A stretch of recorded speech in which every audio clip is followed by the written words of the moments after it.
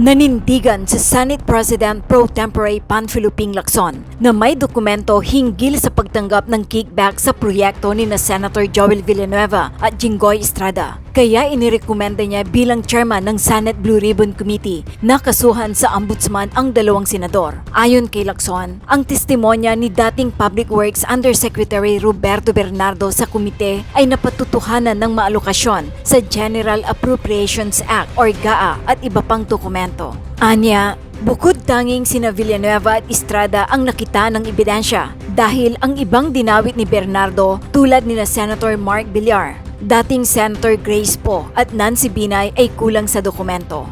Yung iba walang ganon. Ani Lacson, walang validation, walang corroborative na dokumento. Matatandang itinanggi na ni na Villanueva at Estrada na tumanggap sila ng kickback sa mga proyekto. Si Villanueva ay naharap sa reklamong malversation at nakalista bilang respondent sa 6 na kaso na may kinalaman sa Wawaw Builders at Top Notch Catalyst Builders Incorporated na isinumiti na para sa resolusyon. Samantala, si Estrada ay naharap sa reklamong plunder sa DOJ. Naiulat din na ang draft report ng Senate Blue Ribbon Committee ay nagre-rekomenda ng paghahain ng mga kasong kriminal laban kina Villanueva, Estrada at Escudero.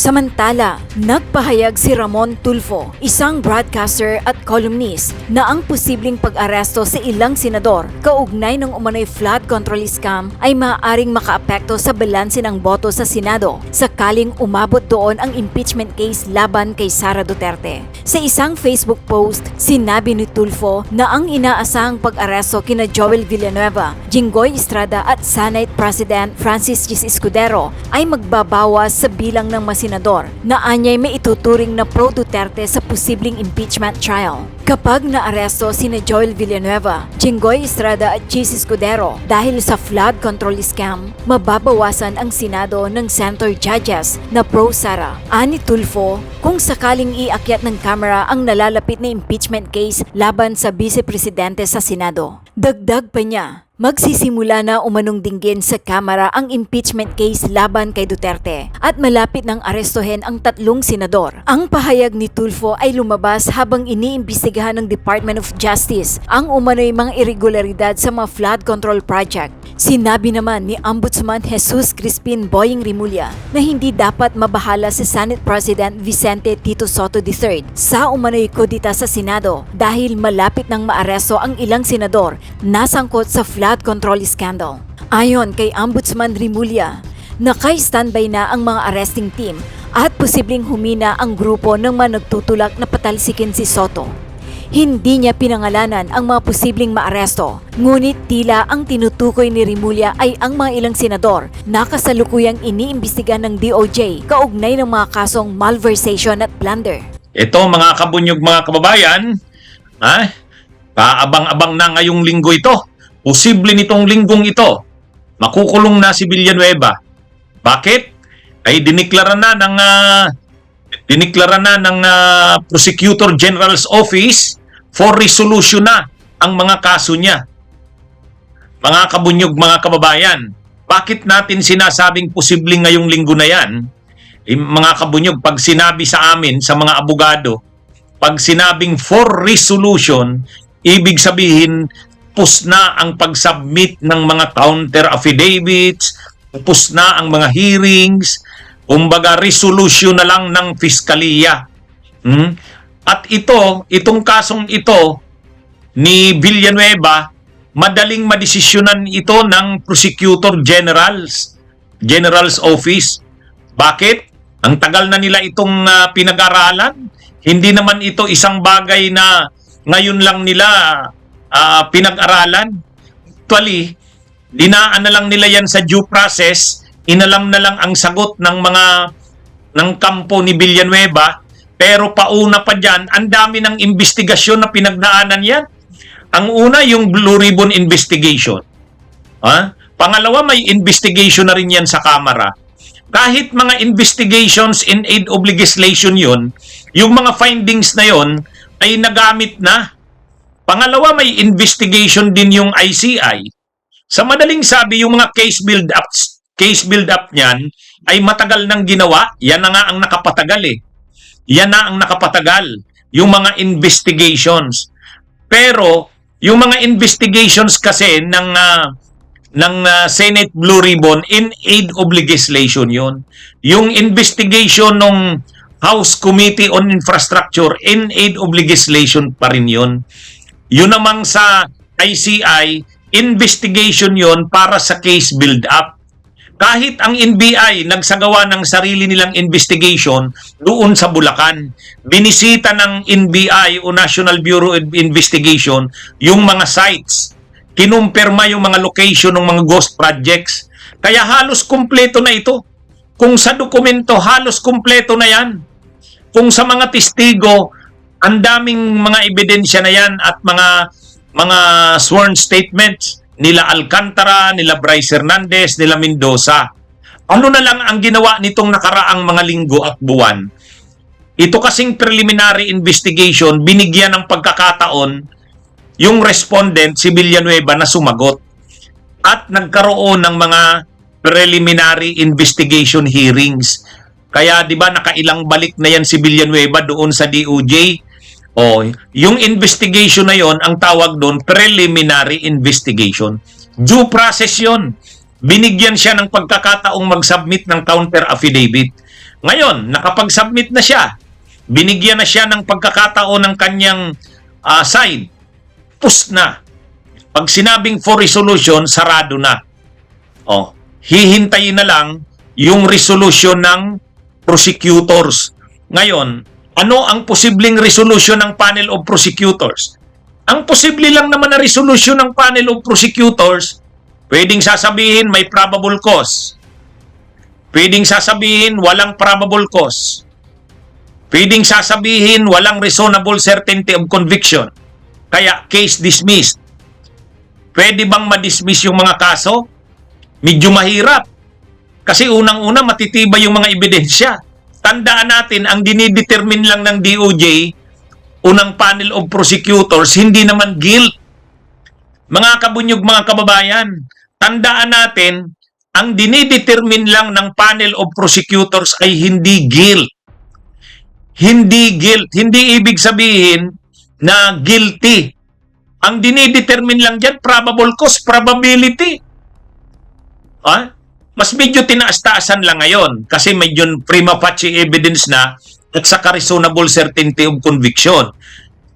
Pero hindi kailangang guilt beyond reasonable doubt. Ang magdidetermine ng guilt beyond reasonable doubt, yung judge, yung justice ng Sandigan Bayan. Kaya kung tatanungin niyo ako, posible kaya na ang resolution ay para sa filing ng kaso kay Villanueva? Malaki, napakalaki ng posibilidad. Kasi napakaraming ebidensya at testigo. Documentary, testimonyal, lahat mayroon eh.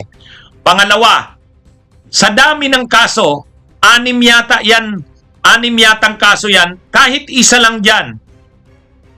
Kahit dun sa 6, isa lang, makukulong na siya. Imposible naman na sa 6 na yon, yung 6 na yon, lahat malusutan ni Villanueva. Imposible yan. Napakalayo ng posibilidad na malusutan niya yung 6 na yun. Kaya kung tatanungin niyo ako, ano ang tsansa ng resolution ng prosecutors?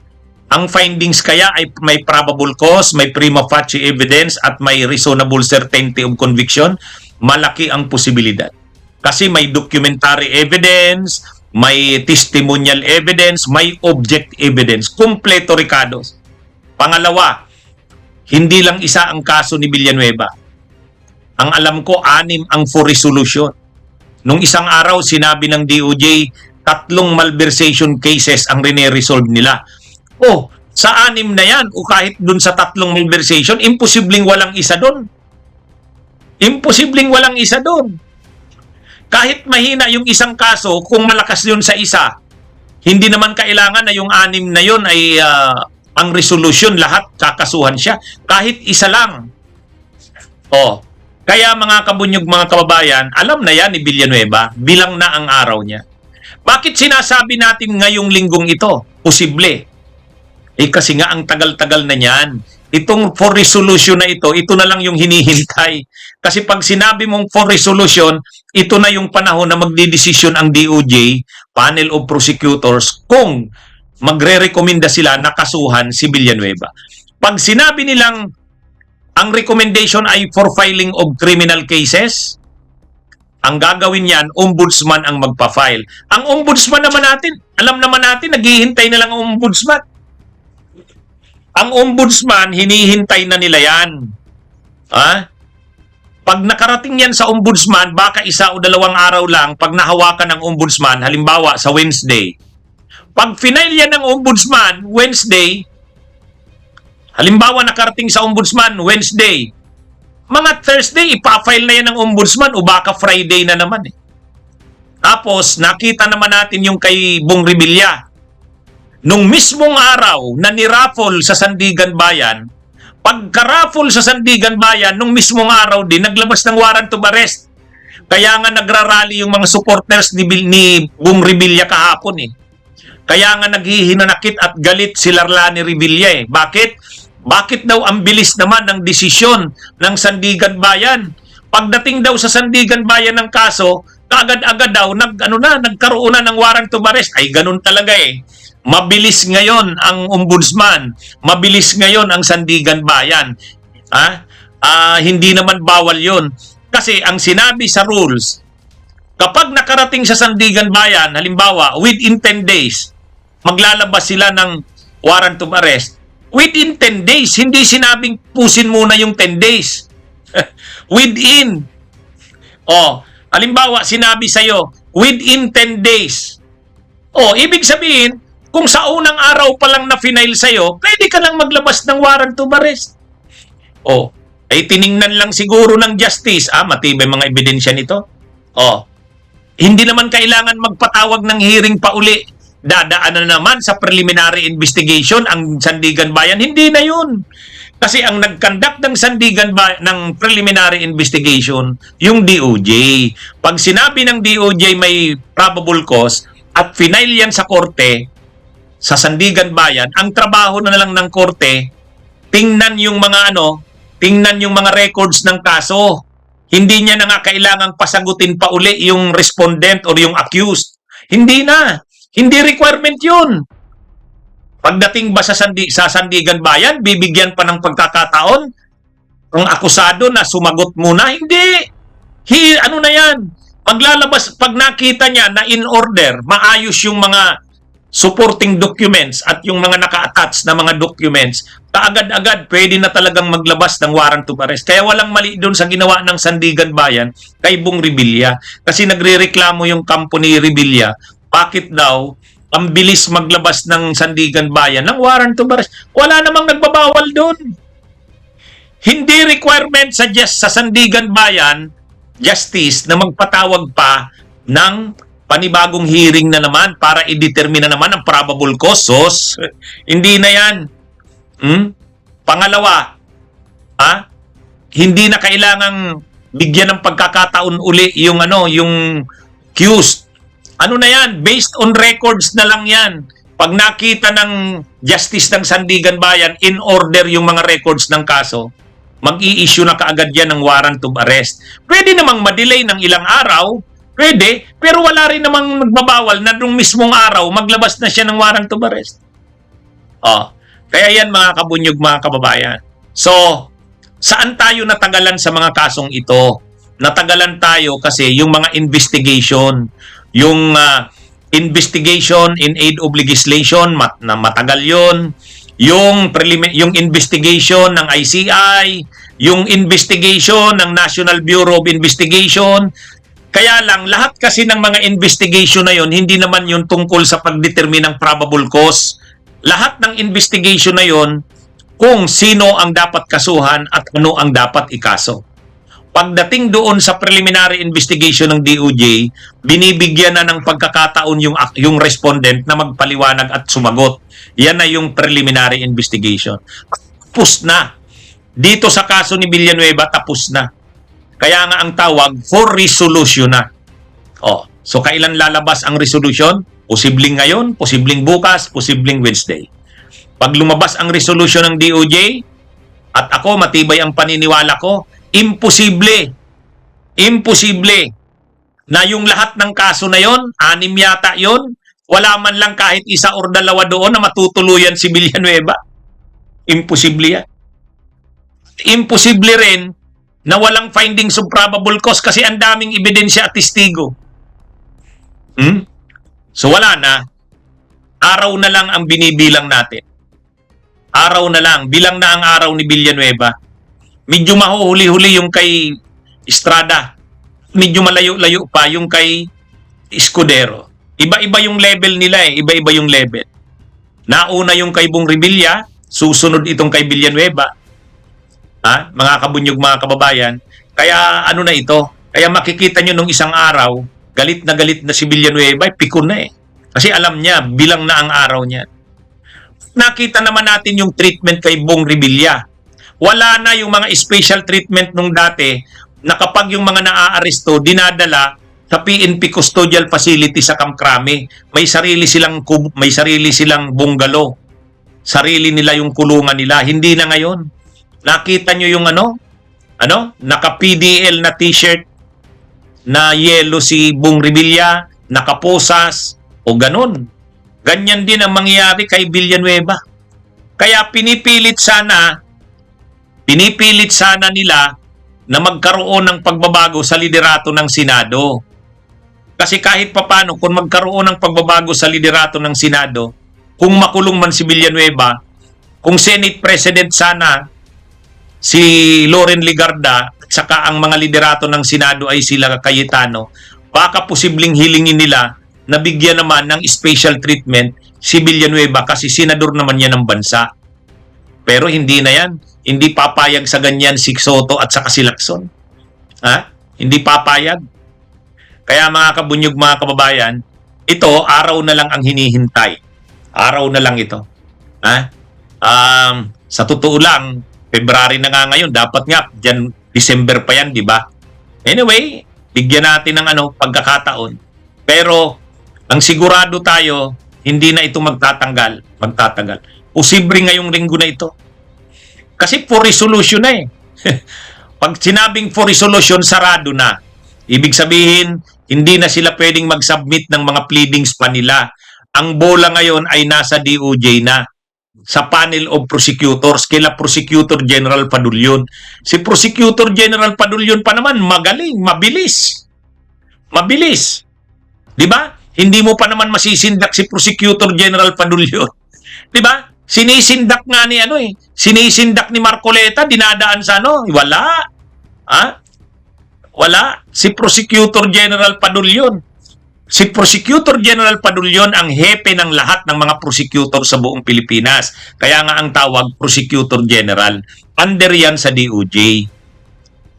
Yung nakikita nyo, kaya ngayon, pagkatapos ng Prosecutor General, pag mayroon ng resolution, panel of prosecutors, pasa sa Ombudsman. Ang Ombudsman na ngayon ang magpa-file sa Sandigan Bayan. Alam naman natin yung Ombudsman. Si Assistant Ombudsman Miko Clavano, napaka-aktibo ninon. Sunod na araw niyan, dala-dala na lang yung lahat ng papel, yung mga staff niya kasama na, papunta na ng Sandigan Bayan. Pagdating naman ng Sandigan Bayan, ang bilis naman ng Sandigan Bayan, kaagad rinaraffle kung anong division ang hahawak. At yung Sandigan Bayan naman, pagka naraffle, nung mismong araw nga, o di ba nakita nyo yung kay Bong Revilla? I-final ng Ombudsman Friday. Lumipas lang ang 2 araw kasi wala namang ng Saturday, Sunday. Nung Monday, kaagad-agad rinaffle ng Sandigan Bayan. Umaga. Nung hapon, mayroong warrant of arrest na. Nung gabi, sumurrender na si Bong Revilla. Di ba? Yun. Yan yung ngayon. Kumbaga, ito mga kabunyog, mga kababayan. Kaya yung kasong ito ni Villanueva, mahirap-hirap itong malusutan. Bakit? Unang-una, hindi naman guilt ang dinidetermine ng DOJ. Hindi naman guilt. Ano lang yan? Probable cause. Reasonable certainty of conviction, prima facie evidence. Sa dami ng mga ebidensya at testigo, sigurado tayo, ang probable cause mayroon. At pagdating naman ngayon sa ombudsman, ano na lang, wala namang gagawin na ang ombudsman dyan. Kasi yung preliminary investigation, ginawa na ng DOJ. Pinasa na ng ombudsman sa DOJ. Ang gagawin na lang ng ombudsman, ayusin yung mga dokumento na in order yon, diretso na ngayon file. Diretso na file. Pagdating naman ng Sandigan Bayan, wala na yan. Nakita naman natin yung kay Bong Revilla sa Sandigan Bayan, kaagad-agad, raffle. Pagka-raffle, kaagad-agad. Alam, kung saang justice na punta, yung justice naman, kaagad-agad, nag-issue ng warrant of arrest. Oh, ngayon, ano ito? Ngayon, sasabihin na naman ng mga DDS niyan, sasabihin na naman ng mga DDS, pinag-iinitan yung mga kakampi ni Duterte. Hindi ganun yun. Sila kasi yung may ebidensya eh. Oh, sila yung may ebidensya eh. Yan yung paulit-ulit na sinasabi ni Senador Ping Lacson. Kung saan tayo tinuturo ng ebidensya, dun tayo. Oh, ang may ebidensya kay Jinggoy, ang may ebidensya kay Villanueva, ang may ebidensya kay Chis Escudero. O yan muna yung, dun yung Kung mayroong ebidensya kay paulit-ulit dito yung mga DDS, bakit daw si Risa Hontiveros hindi kinakasuhan? Oh, kung may ebidensya kayo, di kasuhan nyo rin. Marami naman kayong abogado sa DDS eh. Nandyan si Topacio, nandyan si Jimmy Bundok, nandyan si Lambino, nandyan si Vic Rodriguez. Bakit hindi nyo kasuhan si Risa? Alam nyo, kaya nga dito si Argo, yung Argo, dati dito nanonood sa akin. Sabi ko, paulit-ulit ka na Argo ng ng Risa Hontiveros. O ba't hindi nyo kasuhan? Mayroon naman kayong abogado. O, ang dami nyong abogado, si Lambino, si Topacio, si Vic Rodriguez, si Jimmy Bundok. O kaya lang, ang problema nyo, ano naman kayang maglalabas sa kaso nyo? Baka naman wala naman kayong mga ebidensya.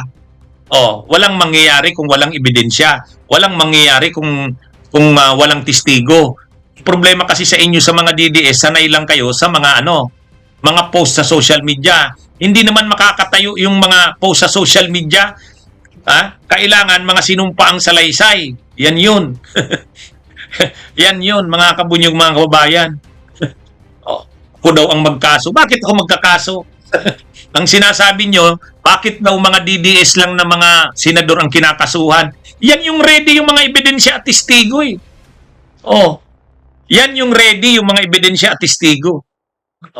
Ba't hindi, kung mayroon kayong si Soto, si Lacson, mayroon ba kayong mga pwedeng ikaso kay Lacson at si Soto? Di ikaso nyo na. Di ba? Ganun lang naman yan. Kung mayroon kayong ikakaso kay Lacson at Soto, kung mayroon kayong ikakaso kay Kiko at Bam, ikaso nyo na. Di ba? Ganun lang naman yun. Saka ito, sa totoo lang, ang haba ng pinagdaanan nito ng mga investigasyon. Ang haba. Medyo nga napapagod na ang mga tao, sabi ng mga tao, ang tagal na yan. Bakit naman hindi pa yun? Ganyan talaga eh. Binigbigyan sila ng due process eh. Panahon ni Duterte, walang due process. Nakita nyo, kaya nga extrajudicial killings eh. Anong ibig sabihin ng extrajudicial killings? Ayaw na ni Duterte kasuhan yung mga involved umano sa ayaw na. Sabi ni Duterte, anuhin nyo na lang, pilitin nyo na lang naman laban. Yun nga yung tawag doon eh, extrajudicial killings eh. Wala nang kaso-kaso. Di ba? Mga kabunyog, mga kababayan. Kaya, ito? Ito yung sa totoo lang, marami rin akong panahon na nagko-comment ako, mabagal ang hustisya natin. Kaya lang, pag medyo ganito naman, na medyo maganda naman yung ginagawa, purihin naman natin. Nung isang araw, nag-press con si Padulyon, saka yung spokesperson ng DOJ, sabi nila, for resolution na ang mga kaso ni Villanueva. Yung kay Estrada, susunod na rin. Di okay, naghihintay na tayo ngayon. Sana lumabas na ang resolution ng DOJ. Kasi sa tingin ko naman, ready na yon. Alam naman nila yan. Ang tagal na nilang pinag-aralan yung kaso na yan. Binigyan lang nila ng pagkakataon na mag-submit din ng counter affidavit sila Villanueva. Kasi due process nga. Pero, nung binasa nila yung sagot nila Villanueva, wala to. Matibay yung mga ebidensya laban sa kanya. Ganyan yan, di ba? Mabuti nga, binigyan ng due process. Kaya mga kabunyog, mga kababayan, mag-abang na tayo. Mag-abang na. Ha? Ano na ito? Inaasahan na natin to. Ha? Araw na lang ang binibilang nito. Ha? Pagkatapos nito, bago magpitsa 15, baka magsimula na rin ang hearing ng impeachment ni Sara. Ano yan, mga kabunyog? Itong buong buwan ng February, tungkol ito sa mga Duterte at mga alyado nila. Sa February 23 ay naman si Digong mismo.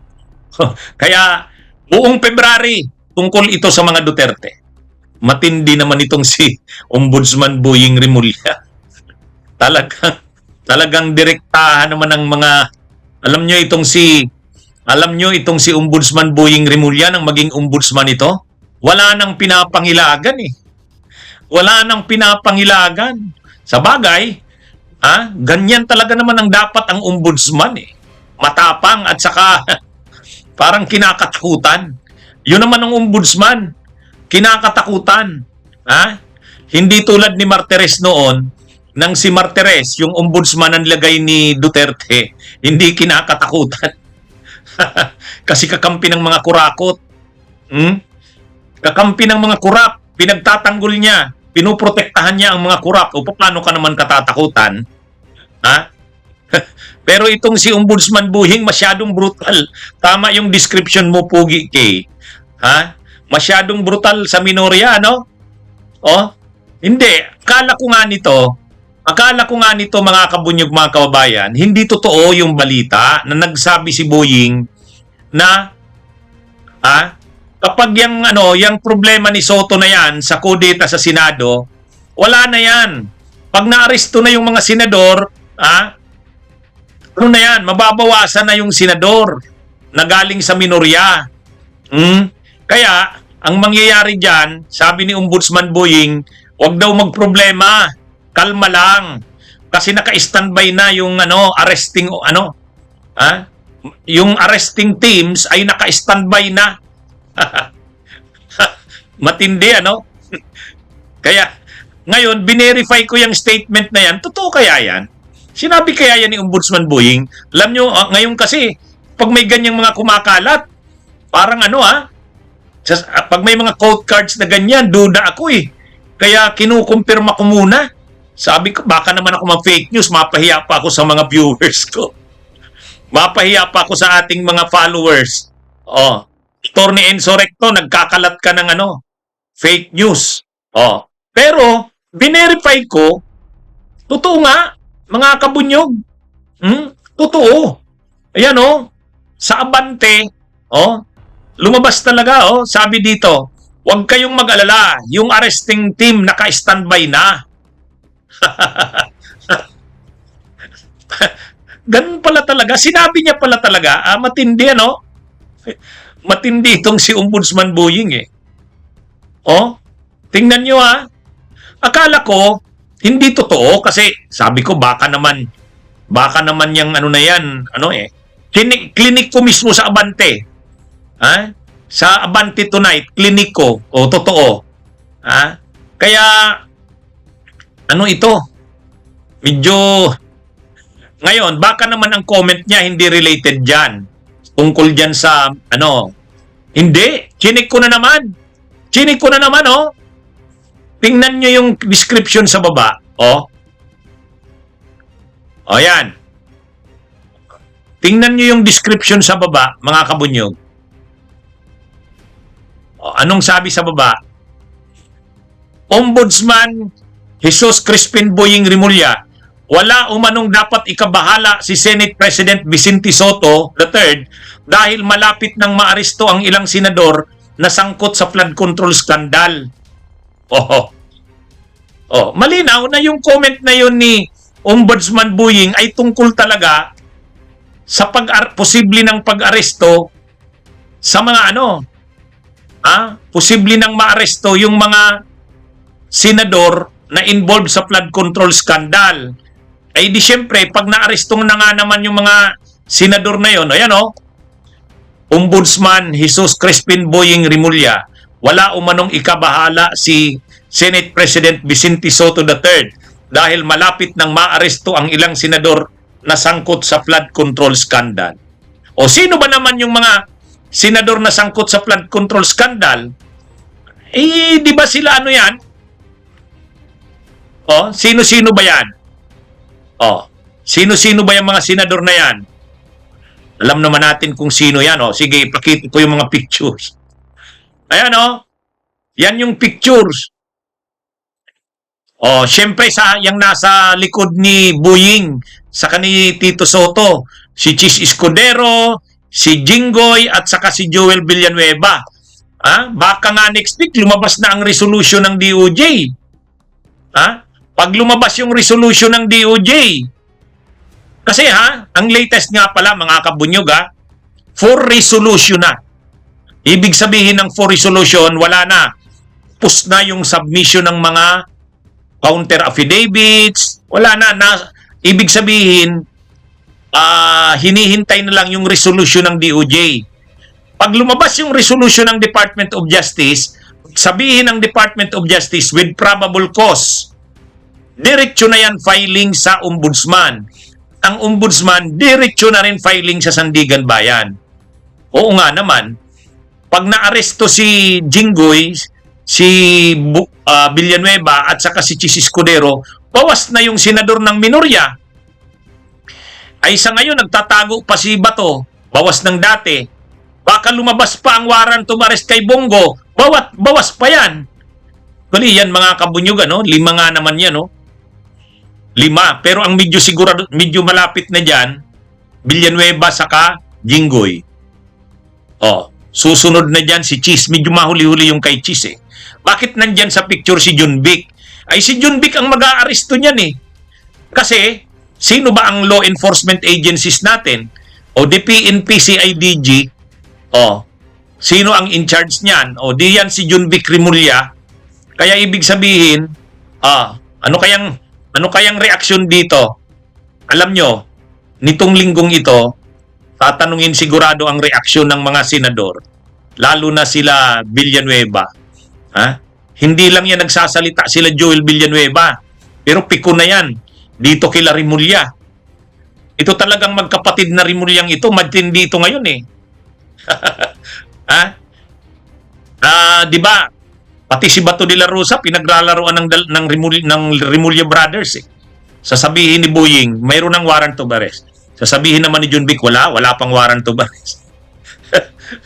Matindi tong dalawa na to Kakasuhan ni Buying, aarestuhin ni Junvic. Kaya, ngayon, mga kabunyog, yan yung mga medyo malapit na. Villanueva, Jinggoy Estrada, si Chis medyo mahuli-huli pa yan, si Bato nagtatago na, si Bongo, pwedeng susunod na yan, kaya nga tahimik na si Bongo Napaka ng pananahimik ni Bongo Parang itong si Bongo, alam niya, darating ang panahon, magkakaproblema na rin siya. Kaya parang lumalapit nga si Bongo sa administrasyon Pumunta nga daw sa Malacanang Di ba may picture yan na pumunta ng Malacanang? Si Bongo. Saka hindi masyadong tumitira si Bongo, Hindi masyadong tumitira. Hindi masyadong sabi ni kailan sinabi yan ni Buying? May programa kasi ito si Buying sa DCRH every anong araw ba yan? May programa si Buying sa DCRH. Ngayon, pagpasok niya ang issue yung tungkol sa kudita sa Senado. Ay kagad-agad ang entrada ni Ombudsman Buying. Wag mag-alala si Senate President Soto. Solve na ang problema niya. Naka-standby na ang arresting teams. Ganun yung pagkakasabi Yan Huwag kayong mag-alala. Sabi niya, si Soto daw wag mag-alala. Naka-standby na yung arresting teams. Anong ibig sabihin niyan? Handa nang mang-aresto ng senador. O sino ba naman ang mga aarestuhin na senador? Di yung posibleng lumabas na ang arrest warrants tungkol saan? Sa flood control. Sino yon? Villanueva. Pag nabawasan nga naman, kahit isa lang, kahit si Villanueva lang ang mabawas dyan, wala na. Pag si Villanueva mabawas na dyan, wala na. Nung isang araw nga, hindi matuloy-tuloy ang kudita. Alam niyo kung bakit? Wala si Bato. Wala si Bato, hinahanap si Bato. Bato, lumabas ka na, Bato. Kailangan ka dito, kailangan mapalitan si Soto. Eh gusto nilang mapalitan si Soto kasi nga yung report ni Lacson, Blue Ribbon, hindi pabor sa kanila sa mga senador ng minorya. O gusto nilang mapalitan na ni Marcoleta si Lacson. Kaya mangyayari lang 'yan kung magpapalit ng liderato ng Senado. Ang problema, wala nga, dudusi lang ang nandun. Kahit si Loren na pinangakuan nilang sigurado na mayroon tayong numero, naghihintay siguro si Loren, walang dumarating. Hindi sumipot si Bato. Eh kasi, paano naman sisipot si Bato? Mayroong mga post sa social media. Secretary John B. Cremulya, bantayan mo, pupunta daw si Bato sa Senado. Eh si Bato, kut na. Parang si Bato ganito. Magre-risk ba si Bato na pupunta ng Senado para maipakita na may numero sila para i-unseat si Soto? Yun yung challenge doon. Sisipot mabigla si Bato? Sisipot mabigla si Bato para Kasi mayroong ganun eh. Mayroong ganung mga balita nung isang araw, lalabas daw si Bato de la Rosa. Yung politiko, ganun yung pagkakabalita, lalabas ba si Bato? Kasi, yung mayorya, hindi nila matatanggal si Soto kung kulang sila. Kailangan nila 13. Kailangan nila 13. O ngayon, nang binilang yata, dudusi lang. Kailangan ng isa. Ang problema, wala si Soto.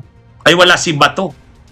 Ngayon, si Bato naman, mukhang kinukontak nila, hindi naman sumisipot. Bakit? Eh, siyempre, ang iniisip ni Bato, paano kung patibong yan? Paano kung mayroon nga talaga akong warrant of arrest? Tinatago lang nila Boying at Junbic. Tapos, totoo naman, habang nasa kainitan yung issue ng kodita sa Senado, mayroong nagpo-post sa social media, Bato ay Junbic. Bantayan mo, Secretary Junbic. Lalabas daw si Bato, aattend sa session sa Senado kasi kailangan siya doon. O ngayon, siguro nakarating kay Bato, baka nga aristuhin ako. Hindi niya kasi alam kung nagsasabi ng totoo si Junbic. Kasi sabi ni Junbic, wala namang warrant of arrest. Sabi ni Boying, mayroon. O kaya ang nangyari dito, pinagtatawanan na ng magkapatid na ito si Bato eh. Kaya pasiguro si Bato, pasiguro si Bato hindi sumipot. Ngayon dahil hindi sumipot si Bato, hindi natuloy. Hindi natuloy. Walang numero eh. 13 ang kailangan, dudusi lang daw. O hindi naman pwedeng dudusi kasi pag 12 lang, di tayan. 24 silang senador eh. 12-12. Wala. Ngayon, pag nabawas pa si Villanueva dyan, wala na. Kaya yung mga pangarap nila Marcoleta, yung pangarap ni Amy at saka ni Cayetano na mapalitan si Soto, lalong mahirap na yan. Kapag nakulong na si Villanueva, lalo na pag nakulong po si Estrada, pag nakulong si Estrada sa si Villanueva, lalo na. Pero napapansin nyo si Estrada, parang si Estrada, kung mapapansin nyo, tahimik si Estrada, hindi masyadong wala kang marinig. Parang mayroon akong mga ayon sa aking bubuit, parang si Estrada nakikipag-areglo, gustong sumama sa mayorya. Parang alam nyo na, naman yan eh. Willing naman yang kaysa sa makulong ka. So, ano bang pwedeng mga usapan? Kaya 'di ba sinabi ni Soto, mayroong galing sa mayorya na minorya na nagbabalak lumipat sa mayorya. Naiisip ko malamang parang si Estrada yan eh. Kasi hindi mo marinig si Estrada ngayon. At nakita niyo yun? Doon sa China, pumirma si Estrada. Hindi siya sumama sa minorya. Di ba? Nakita niyo yon? Ano yun si Estrada hindi pumirma doon, ay hindi sumama sa minorya. Sumama siya sa mayorya doon sa pagpirma. Doon sa China, yung sa China. Oo. Ano yan? At ngayon, hindi mo makita si Estrada sa mga galawan na yan. Kaya ang ngayon, may mga sabi-sabi na mayroong mga senador. Sabi ni Soto, dalawa lang na daw na senador ng minorya lilipat sa mayorya.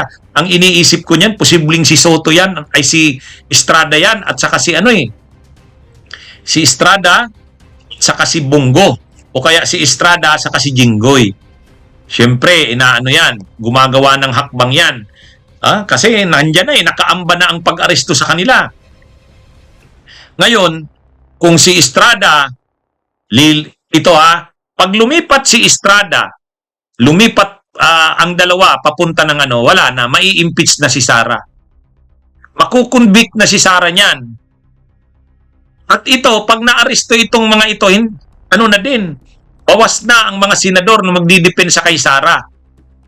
Kaya itong sinasabi ni Ombudsman Boying na solve na ang problema ni Soto, hindi na siya delikadong makudita. Actually, hindi lang yon. Kahit yung impeachment ni Sara, maiiba. Maiiba yung takbo niyan. Kasi mababawasan yung minorya. Sa ngayon kasi sakit ng ulo yung 9 kasi yung senador ng minorya . Marami yan. Sabi nga ni Senate President Drilon, marami yang siyam. Pero kapag naaresto na si Villanueva, naaresto na si Jinggoy, naaresto na si Cheese, lumabas pa ang arrest warrant kay Bongo, mababawasan sila. Parang mauubos. Ako nga, nakikita ko, parang ang matitira na lang sa kanila si si Amy Marcos sa si Padilla. Si Marcoleta naman, ang daming issue. Si Marcoleta, ang daming issue kay Marcoleta, di ba? May perjury siyang kaso. Bakit perjury? Ay di ba yung nagsinungaling siya, yung sabi niya, wala naman siyang natanggap na donations. Yung pala, mayroon siyang natanggap na donations. Nung eleksyon, hindi niya lang daw dineclare kasi pakiusap daw sa kanya nung nagbigay ng donations, wag daw sabihin ang pangalan. Hindi naman pwede yun. Bawal yun na hindi mo i-declare. Pangalawang problema ni Marcoleta, may mga nagtutulak ngayon ng ethics complaint laban sa kanya. Gusto niya nang i-surrender na yung ibigay na yung Kalayaan Islands Group . Kaya na ito, mga kabunyog, mga kababayan, medyo ito, mga kabunyog, itong si Marcoleta, grabe rin ang ngayon, may mga nagtutulak ngayon, may mag-file na daw ng petition or complaint ng sa ethics. Bakit? Ayun nga, yung mga sinasabi ni Marcoleta na i-give up na natin ang Kalayaan Islands Group. Medyo maano ito, mga kabunyog, mga kababayan. Unethical na yan. Hindi na tama yan sa isang senador. Dapat ang oath mo kasi nung senador ka, ipaglalaban mo ang ating ang ating national territory, ang Republika ng Pilipinas. Tapos ikaw pa yung nagsasabi na bakit hindi na lang natin i-give up ang Kalayaan Island Group? ano ba naman yan? Sabi ni Altbes, bakit di na lang si Marcolitoy ang ibigay sa China? Kaya yung mga kabunyog, mga kababayan, medyo grabe ang problema ngayon ng minorya . Mukhang ang matitira na lang si Ruben Padilla sa kasi si Amy Marcos. Kasi si Cayetano, kahit si Cayetano, delikado rin . Marami ring mga proyekto doon sa sa ang Diskaya, maraming proyekto sa Taguig. Maraming proyekto sa Taguig. Kaya anyway, sabi ni Mix Porimar, dahil sa nunal mo yan, kaya hindi sa akin galing tong na to. Kala ko nga, hindi totoo yung statement ni Boying . Yung pala totoo, ayan huwag kayong mag-alala. Yung arresting team naka-standby na. May halong parang ito si Boying . Matindi rin ito alam nyo, ito si Boying Rimulya. Natutuwa ito pag marami nang natatakot . Imagine niyo, sinabi niya lang, may warrant of arrest na si Bato de la Rosa. Nakita niyo naman yung epekto kay Bato de la Rosa. Ngayon naman, huwag kayong mag-alala, yung arresting team naka-standby na. Di takot na naman sila Villanueva niyan. Takot na naman sila Joel Villanueva niyan. Mag-subscribe at i-click ang notification bell para sa mga susunod na video updates. Maraming salamat po.